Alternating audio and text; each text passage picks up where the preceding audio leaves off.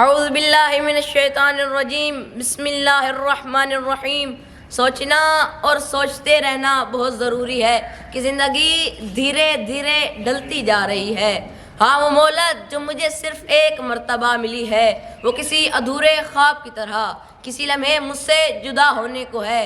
نہیں معلوم کب اور کہاں زندگی کی شام ہو جائے۔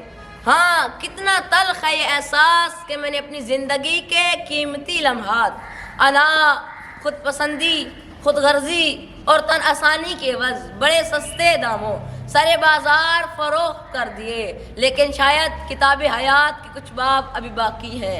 ہاں، قلم زیست میں کچھ روشنائی ابھی باقی ہے۔ پھر دیر کیسی، پھر غفلت کیوں؟ آؤ قلم عمل اٹھاؤ، تحریر کرو اپنی حیات جاودانی کو، اپنی حیات نو کو۔